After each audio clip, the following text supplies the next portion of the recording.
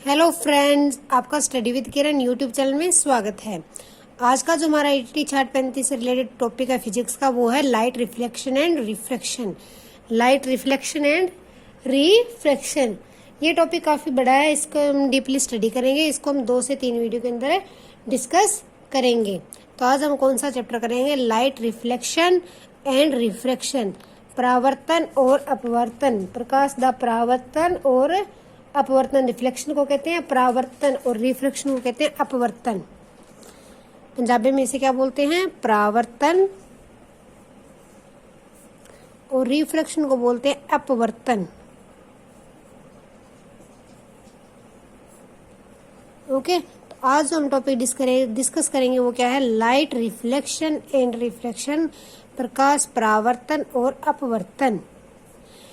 इस टॉपिक को डिस्कस करने से पहले हम देखते हैं प्रकाश होता क्या है, लाइट क्या होती है, लाइट किस तरह की होती है। पिछले चैप्टर में साउंड वाले में मैंने बताया था कि लाइट जो है एक तरह की वेव होती है या फिर एक रे होती है। लाइट का नेचर क्या होता है? वेव टाइप होता है, ये वेव होती है। और कौन सी वेव थी? तब हमने देखा था कि ये ट्रांसवर्स वेव होती है। लाइट जो होती है वो क्या होती है? ट्रांसवर्स वेव होती है। ट्रांसवर्स वेव कौन थी? जो इस तरह से चलती है, ये थी ना। तो लाइट क्या होती है? एक ट्रांसवर्स वेव होती है। और ट्रांसवर्स वेव को मीडियम की रिक्वायरमेंट होती है, नहीं होती? ट्रांसवर्स वेव के लिए कोई भी मीडियम रिक्वायर्ड नहीं होता। कोई भी मीडियम जो हमें नहीं चाहिए, जो हमारी लाइट है इसको पास करने के लिए हमें मीडियम की जरूरत नहीं होती। ठीक है, तो ये थी लाइट की। लाइट क्या होती है? लाइट एक वेव है जो कि ट्रांसवर्स टाइप की है, ये इस तरह से चलती है। और अब देखते हैं जो लाइट की स्पीड है वो किसकी इक्वल होती है। ये एग्जाम में क्वेश्चन पूछा जा सकता है कि लाइट की स्पीड कितनी होती है, प्रकाश की गति कितनी होती है। वो होती है 3 × 10⁻⁸ मीटर पर सेकेंड। लाइट जो है 3 × 10⁻⁸ मीटर चलती है 1 सेकेंड के अंदर। इतना डिस्टेंस ये लाइट जो है ये कवर कर लेती है 1 सेकेंड के अंदर। देखो कितना डिस्टेंस कवर करती है, सोच भी नहीं सकते। देखो हम टॉर्च जगाते हैं तो सीधी कितनी ऊपर तक जाती है उसकी लाइट, कितनी दूर तक चली जाती है ना। तो लाइट की स्पीड क्या बहुत ज्यादा है, लाइट की स्पीड ये होती है। ओके, लाइट किस तरह से प्रोड्यूस होती है? लाइट जो है हीट एनर्जी से प्रोड्यूस होती है। हीट एनर्जी जो है वो लाइट को प्रोड्यूस करती है। लाइट को उत्पादन कौन करता है? हीट एनर्जी से जो है लाइट निकलती है। आपने देखा होगा जो हम घर पे बल्ब लगाते हैं, तो जब वो हम लाइट बल्ब जगाते हैं तो वो गर्म हो जाता है ना, हीट देता है ना। तो क्योंकि लाइट जो है वो हीट एनर्जी से प्रोड्यूस होती है। तो ये क्या था, हमने देखा लाइट होती क्या है, प्रकाश क्या होता है। ओके, अब हम देखते हैं एक बात और। फिर लाइट के बारे में आगे से डिस्कस और चली तो फिर लाइट को जो है 2 नेचर बताए गए। किसी ने कहा वेव नेचर है और किसी ने कहा पार्टिकल नेचर है। पहले तो ये था कि लाइट कैस में चलती है? वेव में चलती है। लेकिन बाद में ये भी देखने को आया कि लाइट जो है पार्टिकल नेचर्स में भी होती है, कि जैसे पार्टिकल्स पड़े हैं ऐसे, ये देखो इस तरह से। ये कोई कहता है कि लाइट जो है पार्टिकल नेचर में भी होती है। पहले क्या था कि लाइट क्या होती है? वेव नेचर में होती है। लाइट वेव नेचर में होती है और इसका क्या होता है? कुछ ना कुछ इसके अंदर ऊर्जा होती है। क्या होती है? एनर्जी होती है। लाइट में क्या होती है? एनर्जी होती है, ऊर्जा होती है। ओके, किस नेचर में थी? वेव नेचर में। और लाइट क्या है? इसके अंदर ऊर्जा होती है। और इसके वेव नेचर के हिसाब से कि ये रे में या वेव नेचर में इसका नेचर तरंग की तरह चलती है, उसके जो कुछ प्रूफ्स है, ये क्या कहता है? देखो उसके प्रूफ है। रिफ्लेक्शन ऑफ लाइट जो बनता है, reflection of light, refraction of light, अपवर्तन, परावर्तन। रिफ्लेक्शन मतलब परावर्तन, रिफ्रैक्शन मतलब अपवर्तन। ओके, नेक्स्ट है डिस्पर्सन ऑफ लाइट, खिंडना, लाइट का अलग अलग भागों में टूटना, डिस्पर्सन ऑफ लाइट। ये जो सारे टॉपिक हैं हम इस टॉपिक में डिस्कस करेंगे, सारा देखेंगे कि रिफ्लेक्शन किस तरह से होता है, रिफ्रैक्शन किस तरह से होता है। ओके, और polarisation of light, polarisation of light, ध्रुवीकरण। ठीक है, तो ये जो है वेव नेचर के बारे में जो सबूत देते हैं, कहते हैं लाइट का नेचर क्या है, वेव है। जो ये कहता है पार्टिकल नेचर, वो कहते हैं कि लाइट का कुछ ना कुछ मास होता है। ये बात कौन कर सकता है, आप सोचो। देखो हमने एनर्जी वाले चैप्टर में क्या कहा था कि आइंस्टाइन ने कहा था कि c² लेते हैं लाइट की वेलोसिटी। तो ये इस टॉपिक से रिलेटेड जो ड्राइव किया था वो किसने किया था, आइंस्टाइन ने किया था। जो पार्टिकल नेचर होता है लाइट का, वो फोटो इलेक्ट्रिक इफेक्ट में देखा जाता है। किस में देखा जाता है, फोटो इलेक्ट्रिक इफेक्ट के अंदर। इसको हम डीपली स्टडी करेंगे इस चैप्टर के अंदर ही, बाद में देखेंगे। और जो ये फोटो इलेक्ट्रिक इफेक्ट है, ये किसने बताया था, ये आइंस्टाइन ने बताया था। किसने बताया था, आइंस्टाइन ने बताया था फोटो इलेक्ट्रिक इफेक्ट के बारे में, और जो लाइट का है पार्टिकल नेचर के बारे में। ठीक है, तो ये दो तरह से लाइट का नेचर होता है, एक वेव नेचर होता है, एक पार्टिकल नेचर भी होता है। अब हम देखते हैं कि रिफ्लेक्शन ऑफ लाइट क्या होता है। आज हम सबसे पहले स्टडी करेंगे रिफ्लेक्शन ऑफ लाइट, प्रकाश दा परावर्तन। कि प्रकाश दा परावर्तन क्या हुआ, परावर्तन मतलब परत जाना। तो जब भी लाइट कोई भी मिरर पर पड़ती है, कोई भी चमकीली वस्तु, ये मिरर है हमारा, जब भी लाइट मिरर पर पड़ती है किसी भी, तो जिस एंगल से वो इसके ऊपर पड़ती है उसी एंगल से वापस रिफ्लेक्ट हो जाती है, वापस चली निकल जाती है।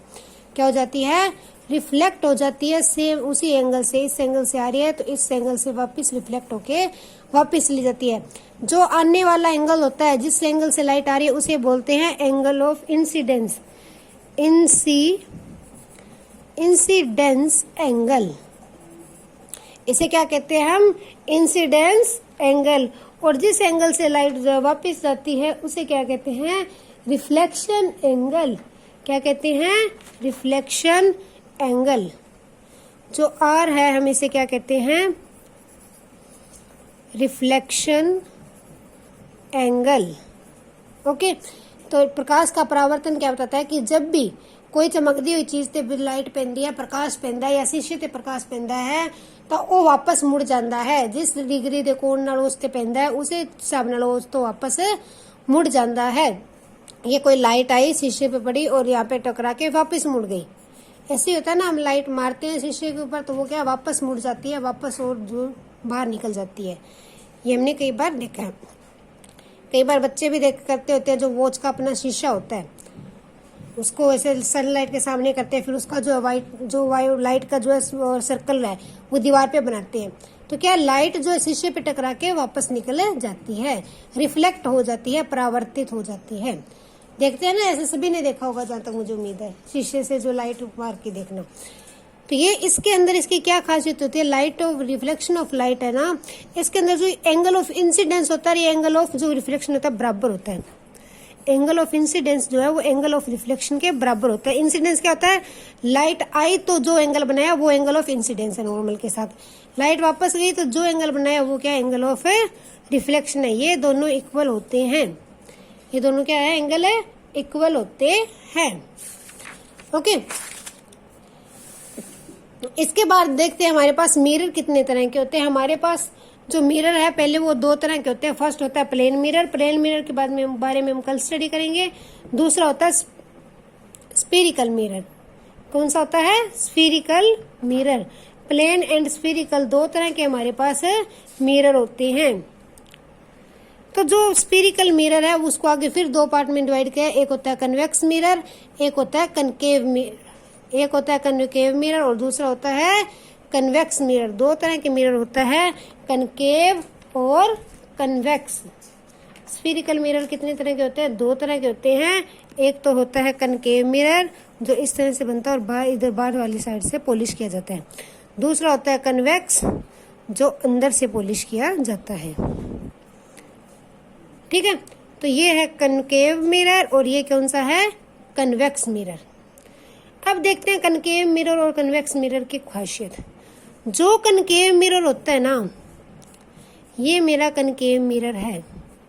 जो कनकेव मिरर होता है वो जो है ना लाइट को इकट्ठा करता है। क्या करता है, कन्वर्ज करता है कि लाइट आई इकट्ठा किया, लाइट आई इस पॉइंट पे इकट्ठा कर दिया, लाइट आई इस पे इकट्ठा कर दिया, इधर से आई चल। कनकेव कन्वेक्स मिरर जो है, ओ सॉरी कनकेव बता दिया मैंने, कनकेव लिखना था यहाँ पे, वेट। जो हमारा कनकेव मिरर है, कौन सा मिरर है? कनकेव। मैंने यहाँ कनकेव बना लिया था, देखा नहीं, ऊपर कन्वेक्स लिखा है। तो जो कनकेव मिरर है वो लाइट को क्या करता है? इकट्ठा करता है, कन्वर्ज करता है। It converge light. ये लाइट को क्या करता है? कन्वर्ज करता है, इकट्ठा करता है। लाइट को क्या करता है? इकट्ठा करता है। कौन सा मिरर? Concave mirror. कौन सा करता है? कनकेव मिरर लाइट को क्या करता है? इकट्ठी कर देता है। जो भी लाइट्स आती हैं दूर से उन्हें एक जगह इकट्ठा कर देता है।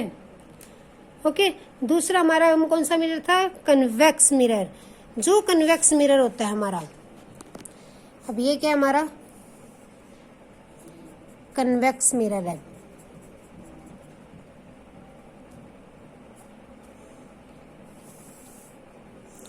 कन्वेक्स मिरर जो है लाइट को डाइवर्ज करता है। लाइट आई, निकल गई, लाइट आई, निकल गई, लाइट आई, निकल गई, लाइट आई, निकल गई पीछे। तो जो हमारा कनकेव मिरर है वो लाइट को खिलारता है। ये देखो खिलार दी ना इसने सारी लाइट। उसने क्या किया था? इकट्ठा किए थे। इसने क्या किए? लाइट सारी खिलार दी। कनकेव मिरर ने क्या की? लाइट खिलार दी, सारी डाइवर्ज कर दी। इट डाइवर्ज लाइट, कि लाइट को डाइवर्ज करता है, लाइट को खिलारता है। ओके, कनकेव मिरर कहाँ यूज होता है? देखो कनकेव मिरर जो है हेडलाइट्स के अंदर यूज होता है। ठीक है, हम इसके यूजेस बताती हूँ मैं आपको। यहाँ पे कनकेव मिरर जो है हमारे हेडलैम्प के अंदर, कार के लैंप के अंदर, हेडलैम्प ऑफ कार के अंदर, जो डॉक्टर होते हैं, कई बार डॉक्टर के माथे के ऊपर उसने ऐसे लाइट लगाई होती है ना, वो उसके अंदर कौन सा मिरर लगा होता है? हेडलाइट के अंदर डॉक्टर की, उसके अंदर भी कनकेव मिरर लगा होता है। हेडलाइट ऑफ डॉक्टर, उसके अंदर भी क्या लगता है? कनकेव मिरर, क्योंकि ये सारी लाइट को इकट्ठा कर देता है, फिर डॉक्टर को जो वो देखना इजी होता है, जो इकट्ठा कर देता है। स्टडी लैंप में भी क्या लगा होता है? कनकेव मिरर लगा होता है। वो क्यों? स्टडी लैंप जो हमारी लाइट अपनी बुक पे डालता है, तो वो क्या, उसमें क्या लगा होता है? Concave mirror. ठीक है, और जो कन्वेक्स मिरर है वो लाइट को क्या कर देता है? वो लाइट को खिलार देता है, खिंडा देता है। इसको कहाँ पे लगाया जाता है? सोचो, कन्वेक्स मिरर जो है वो हम कहाँ लगाते हैं? वो जो है हम रोड स्ट्रीट लैंप जो होते हैं ना उसमें लगा होता है। स्ट्रीट लैंप की लाइट क्या होती है? खिल रही होती है, कितनी दूर तक लाइट देती है ना, उनमें क्या लगा होता है? कन्वेक्स मिरर लगा होता है। ये मैंने यहाँ पे नेम गलत लिखा हुआ है, मैंने पहले ध्यान नहीं दिया, उधर कनकेव करा दिया था इसलिए। तो कन्वेक्स मिरर के अंदर क्या होते हैं? कहाँ पे लगा होता है? स्ट्रीट लैंप के अंदर। बोल तो मैं कन्वेक्स रही हूँ, यहाँ पे सिर्फ नेम में गलती थी। तो कन्वेक्स मिरर क्या करता है? लाइट को डाइवर्स करता है। और ये काम किस यूज होता है? जैसे स्ट्रीट लैंप के अंदर लाइट क्या, स्ट्रीट लैंप खिलारते हैं ना इस तरह से दूर दूर तक, तो ये क्या करता है? लाइट को खिलारता है। तो ये थे दोनों मिरर। अब हम देखते हैं इनमें इमेज कैसे बनती है। इमेज फॉर्मेशन जो है मिरर में किस तरह से होती है। मेन टॉपिक इसका यही है, इमेज फॉर्मेशन की किस तरह से होती है। लेकिन इमेज फॉर्मेशन से पहले हमें साइन नोटेशन के बारे में पता होना चाहिए कि इसको क्या बोलते हैं, इस लाइन को, इस पॉइंट को क्या बोलते हैं, और कुछ काफी सारे साइंस होते हैं उनके बारे में हमें पता होना चाहिए। फर्स्टली है फोकस। क्या है? फोकस। फोकस क्या होता है? जो पोल और इन centre of pole and centre of curvature, क्या जो, ये थोड़ा लाइन लिखने में उल्ट होगी कि हमारा, मान लो ये मैंने मिरर लिया, तो इसके अंदर फोकस क्या होगा? ये मेरा होता है पोल। ये क्या होता है? पोल होता है। और ये होता है मेरा मतलब कि सेंटर ऑफ कर्वेचर, सी। सी क्या मेरे पास? Centre of curvature. ठीक है, सेंटर ऑफ कर्वेचर। तो इसके दोनों के सेंटर में जो होता है वो क्या होता है? फोकस। क्या होता है? फोकस होता है। किसके बीच में? पोल और सेंटर ऑफ कर्वेचर के बीच में मेरे पास क्या होता है? फोकस होता है। तो इसे हम क्या बोलते हैं? फोकस बोलते हैं। सेंटर ऑफ कर्वेचर किसे कहते हैं? ये हमारा एक मिरर है, जो मिरर का सेंटर बनेगा, क्योंकि ये तो हम हाफ मिरर बनाते हैं ना ऐसे आधा, जो मिरर का सेंटर बनेगा उसे क्या कहते हैं, centre of curvature. Centre of curvature, केंद्र, लेंस का जो केंद्र है हमारा, लेंस द केंद्र, उसे क्या बोलते हैं, सेंटर ऑफ कर्वेचर। सी से डिनोट करते हैं लेंस द केंद्र। और ये क्या होता है, ध्रुव, पोल। इन दोनों के बीच में भी पीछे क्या बताया था, फोकस होता है। क्या होता है, फोकस। ठीक है, जो ये लाइन होती है, ये हमारी लाइन, मेन लाइन होती है, इसे बोलते हैं प्रिंसिपल एक्सिस। क्या बोलते हैं, प्रिंसिपल एक्सिस। जो ये लाइन निकलती है, इसके बीच से जो हम ये लाइन लेके चलते हैं, ये पोल है, ये फोकस देख लिया, ये सेंटर ऑफ कर्वेचर देख लिया। जो ये लाइन होती है इसे क्या बोलते हैं, प्रिंसिपल एक्सिस। क्या बोलते हैं, प्रिंसिपल एक्सिस। ओके, ये थे हमारे साइन नोटेशन। इसके अलावा भी हम जो कुछ फॉर्मूले करेंगे उसके अंदर भी साइन नोटेशन होता है, तो हमें वो भी ध्यान रखना चाहिए। ठीक है, एक लिखते हैं कैपिटल आर से, वो होता है रेडियस ऑफ कर्वेचर। क्या होता है, radius of curvature. Radius of curvature क्या होता है हमारे पास, क्या होता है ये, radius of curvature. Radius of curvature होता है सेंटर ऑफ कर्वेचर टू पोल दी दूरी। ये देखो, ये पोल है और ये सेंटर ऑफ कर्वेचर है, इनके बीच के जो दूरी है उसे बोलते हैं हम रेडियस ऑफ कर्वेचर। इस दूरी को क्या बोलते हैं, radius of curvature. Okay, R से इसको डिनोट करते हैं, स्मॉल एफ से फोकल लेंथ को डिनोट करते हैं। इनको पंजाबी में ये बोलते हैं फोकल लेंथ, फोकस ही बोलते हैं। ये फोकल लेंथ है। तो ये हमारे साइन नोटेशन थी, इनके बारे में भी हमें पता होना चाहिए कि फोकस क्या होता है। अब ये बात ध्यान रखना, पोल और सेंटर ऑफ कर्वेचर के एकदम बीच में होता है कि फोकस से कर्वेचर और फोकस से पोल एकदम ही जितनी दूर होता है। मान लो ये अगर हमारा ये पोल है, ये अगर यहाँ से 2 सेंटीमीटर दूर है ये फोकस, तो ये इधर से भी 2 ही दूर होगा, एकदम बीच में होता है। अगर ये हम बीच में नहीं लेंगे ना एकदम सही से मैपिंग माप करके, मेजरमेंट करके, तो हमारी इमेज फॉर्मेशन कभी सही नहीं बनेगी। ठीक है, तो ये था इनकी नोटेशन। अब देखते हैं हम इमेज फॉर्मेशन। इमेज फॉर्मेशन करने से पहले हमें नॉलेज होनी चाहिए कि लेंस से जो पैरेलल लाइन आती है वो कैसे निकलती है, कि जो इसके एक्सिस जो फोकस से आती है वो कैसे निकलती है, कर्वेचर से आती है वो लाइन कैसे निकलती है। जब हमें लाइंस के बारे में पता होगा कि इस तरह की जो लाइन है वो यहाँ से निकलती है, इस तरह की रे जो है वो इस तरह से निकलती है, तभी हम इमेज फॉर्मेशन कर सकते हैं। तो पहले हम देखते हैं कौन सी रे किस तरह से निकलती है।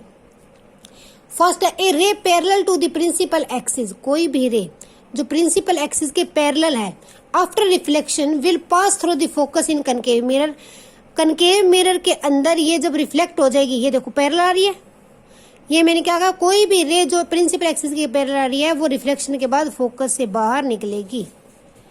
ठीक है, ये बातें याद रखनी है। हमें एग्जाम में डायरेक्ट क्वेश्चन भी पूछा जा सकता है कि प्रिंसिपल एक्सिस के समांतर रेखा कितों गुजरती है, तो कहाँ से निकलती है, फोकस से निकलती है। और कनकेव मिरर के अंदर क्या होता है, कनकेव मिरर के अंदर कन्वेक्स मिरर के अंदर जो लाइन प्रिंसिपल एक्सिस के सामने आती है वो डाइवर्ज होती थी। देखो इसमें तो इधर निकलना था, लेकिन इसमें मैंने क्या कहा था कि जो भी लाइन आती है उसको डाइवर्ज कर देता है, पीछे खिलाड़ देते हैं इस तरह से। ठीक है, तो ये लाइन जो है डाइवर्ज हो जाती है फोकस के अंदर बिहाइंड। ये इसके सामने, इधर देखो इसका फोकस वगैरह इसके क्या सामने है ना, इसके क्या लेंस के पीछे है। तो ये यहाँ से ऐसे प्रतीत होती है कि इसके अंदर से फोकस से निकलेगी इस तरह से। क्या होता है, डाइवर्ज फ्रॉम प्रिंसिपल फोकस। ये जो है प्रिंसिपल फोकस से क्या हो जाती है, डाइवर्ज होते हैं। इस तरह से लाइट आती है और यहाँ से ऐसे डाइवर्ज हो जाती है कन्वेक्स मिरर के केस के अंदर। तो जो भी लाइन प्रिंसिपल एक्सिस के सामने से निकलती है वो हमेशा फोकस से गुजरती है। दोनों में फोकस से निकलेगी, लेकिन इधर इसमें तो डायरेक्ट इस फोकस से निकल जाएगी और कन्वर्ज हो जाएगी, रिफ्लेक्ट हो जाएगी। इसके अंदर ये फोकस से डाइवर्ज कर देगी, बिल्कुल फोकस इस पॉइंट को ऐसे मिला के हम डाइवर्ज कर देंगे। तो ये होता है पैरेलल टू प्रिंसिपल एक्सिस वाली लाइन। अगर हमारी लाइन सेकेंड है प्रिंसिपल फोकस से निकल रही है, कोई भी लाइन ऐसे आ रही है कहीं से लाइट और वो फोकस से निकालेंगे तो वो एक्सिस के पैरेलल चली जाएगी। क्या होगी, वो एक्सिस के पैरेलल चली जाएगी। कोई भी ray passing through the principal focus, ये देखो ये फोकस से निकल रही है ना, ये कर्वेचर है, तो जो फोकस से लाइन बाहर निकलती है वो रिफ्लेक्ट होके प्रिंसिपल एक्सिस के पैरेलल हो जाती है। क्या हो जाती है? प्रिंसिपल एक्सिस के पैरेलल हो जाती है। इसी तरह से कन्वेक्स मिरर के अंदर ये देखो, ये हमारा फोकस है, ये लाइन ऐसे आई, यहाँ पे ये मैंने डॉट डॉट क्यों लगाई? ये बिहाइंड ऑफ मिरर है, ये मिरर के पिछला हिस्सा है, तो यहाँ से ये फोकस था इसका, इसके अंदर से निकल के ये भी प्रिंसिपल एक्सिस के इधर क्या होगी? पैरेलल होगी, समांतर निकल जाएगी इस तरह से। ठीक है, तो जो भी लाइन फोकस से निकलती है वो प्रिंसिपल एक्सिस की क्या हो जाती है? पैरेलल हो जाती है। क्या हो जाती है? पैरेलल हो जाती है। थर्ड है a ray passing through centre of curvature. जो भी लाइन सेंटर ऑफ कर्वेचर से निकलती है वो अपने उसी रास्ते पे वापस मुड़ जाती है। देखो, ये सेंटर ऑफ कर्वेचर से इधर आ रही थी, रिफ्लेक्ट होके वापस इसी रास्ते से वापस चली गई, उसी रास्ते से क्या है? वो पीछे की ओर मुड़ के चली गई। इसी तरह से इसमें देखो, ये यहाँ आ रही थी सेंटर ऑफ कर्वेचर की तरफ और उसी तरह से बैक होके वापस उसी रास्ते पे पीछे चली गई। तो जो भी लाइन सेंटर ऑफ कर्वेचर से निकल रही है वो वापस उसी रास्ते पे मुड़ जाती है। फोर्थ है कोई भी रे इंसिडेंस ओब्लिकली, जो इंसिडेंस करती है, जो इंसिडेंस रे है वो जो है पोल पे, a ray incident obliquely to principal axis toward pole is reflected obliquely, कि कोई भी रे जो इन पोल के ऊपर आ रही है, इंसिडेंट कर रही है कहाँ पे? पोल पे, तो वो उसी एंगल से जो है वापस रिफ्लेक्ट हो जाएगी उधर भी पोल से। ठीक है ना, ओब्लिकली ही उधर से ही वापस चली जाएगी। देखो, इससे ही उसी एंगल से इधर से निकल जाएगी। एक बात और आपको बताऊं, इन सभी के अंदर ये जो हमारा ला है ना रिफ्लेक्शन का, कि इंसिडेंस एंगल और रिफ्लेक्शन एंगल इक्वल, तो वो सभी फॉलो करते हैं। इसमें देखो, ये आई और आर दोनों में क्या होंगे? इक्वल होंगे। ठीक है, इसके अंदर मैं आपको बताती हूँ, जो हमारा इंसिडेंस एंगल निकलेगा ना, अगर आप इस पॉइंट को इस तरह से इस कर्वेचर से निकालोगे, कहाँ से निकालोगे? सेंटर ऑफ कर्वेचर से अगर इसको हम निकालेंगे ना, तो ये जो है हमारे दोनों एंगल हमेशा इक्वल आएंगे, हर एक केस में आई और आर इक्वल आएगा। ठीक है, इधर ये देखो, यहाँ बनेगा, तो ये आई और ये आर दोनों हमेशा इक्वल आएंगे हर एक केस के अंदर। आप अगर सही बनाओगे डायग्राम और इन्हें माप के देखोगे ना, तो ये आई और आर हर एक केस के हमारे पास क्या आएंगे? इक्वल आएंगे। ठीक है ना, हर एक जो ये लाइंस जो है क्या फॉलो करती हैं? Law of reflection. Law of reflection क्या कहता है? Angle of incidence is equal to angle of reflection होता है। ठीक है, तो आज हमने क्या देखा कि लाइट होती क्या है, फिर हमने देखा मिरर कौन कौन से होते हैं, फिर हमने देखा कनकेव मिरर क्या करता है और कन्वेक्स मिरर क्या करता है। ठीक है, तो जो हमारा कनकेव मिरर है वो क्या करता है? लाइट को कन्वर्ज करता है, इकट्ठा कर देता है, और कन्वेक्स मिरर जो वो लाइट को खिलार देता है। ये देखा ना हमने। फिर हमने देखा कि जब भी मिरर पे लाइट पड़ती है तो वो वापस किस तरह से रिफ्लेक्ट होती है, वापस किस तरह से मुड़ती है। तो ये 5-4 पॉइंट आपको अच्छे से याद रखने, कल हम इनकी द्वारा इमेज हमारी बनाएंगे। इन लाइंस के बेस पे ही, इन लाइन की प्रॉपर्टी के हिसाब से हम अपनी कल इमेज फॉर्मेशन देखेंगे। ठीक है, तो क्या था? पहला हमने देखा कि जब भी कोई लाइन फोकस से निकलती है तो वो एक्सिस के पैरेलल हो जाती है। प्रिंसिपल एक्सिस जो हमारी ये लाइन होती है इसके क्या हो जाती है? वो पैरेलल हो जाती है। जो लाइन फोकस से निकलती है, किससे निकलती है? फोकस से। ध्यान में, दिमाग में बिठा लेना ये बात अच्छे से। दूसरा मैंने देखा, जो लाइन इस एक्सिस के पैरेलल चल के आती है वो कौन से है? वो फोकस से गुजरती है। रिफ्लेक्ट होने के बाद इसके पैरेलल आ रही है, वो फोकस से होके बाहर निकलती है। जो भी लाइन एक्सिस के पैरेलल आती है वो फोकस से होके फिर बाहर चली जाती है। तीसरा हमने क्या देखा कि जो भी लाइन सेंटर ऑफ कर्वेचर से आती है, जो भी लाइन सेंटर ऑफ कर्वेचर से आती है वो उसी पाथ पे वापस मुड़ जाती है, वो उसी पाथ पे क्या वापस मुड़ जाती है। चौथा हमने क्या देखा कि कोई भी रे जो ओब्लिकली पोल के ऊपर अपना इंसिडेंस कर रही है, पोल के ऊपर इंसिडेंस कर रही है, तो वो उसी एंगल से वापस रिफ्लेक्ट हो जाएगी, पोल से ही वापस रिफ्लेक्ट हो जाएगी। और ये सभी जो लाइंस रेज आ रही हैं, जो सभी ये रिफ्लेक्शन हो रही है, ये सभी लॉ ऑफ रिफ्लेक्शन फॉलो करती हैं, जो हमें कहता है कि angle of incidence is equal to angle of reflection. Okay, और फोकस क्या होता है? सेंटर ऑफ कर्वेचर और पोल के एकदम बीच के अंदर। सेंटर ऑफ कर्वेचर और पोल जो है उसके दोनों के बीच के अंदर जो होता है बिल्कुल बीच के अंदर क्या होता है? हमारा फोकस होता है। सेंटर ऑफ कर्वेचर क्या होता है? हमारा लेंस का सेंटर होता है। पोल क्या होता है? जहाँ पे ये हमारा लेंस और ये मीट करते हैं, ध्रुव है जो हमारा, वो क्या होता है? पोल होता है उसे। जो ये लाइन है इसे क्या कहते हैं? प्रिंसिपल एक्सिस, जिसके जो हम पैरेलल या बाकी जो भी रिफ्लेक्शन करते हैं वो क्या होती है? हमारी प्रिंसिपल एक्सिस। तो हमें ये नोटेशन भी पता होना चाहिए। और पोल और सेंटर ऑफ कर्वेचर के बीच की दूरी को क्या कहते हैं? Radius of curvature. क्या कहते हैं? Radius of curvature. और जो फोकस और पोल की दूरी है उसे क्या कहते हैं, फोकल लेंथ। क्या कहते हैं, फोकल लेंथ। तो आज के लिए इतना ही। कल जो हम इनकी इमेज फॉर्मेशन देखेंगे कि मिरर के अंदर इमेज कैसे बनती है। Thanks and have a nice day. Keep supporting me. Video को शेयर लाइक जरूर करें।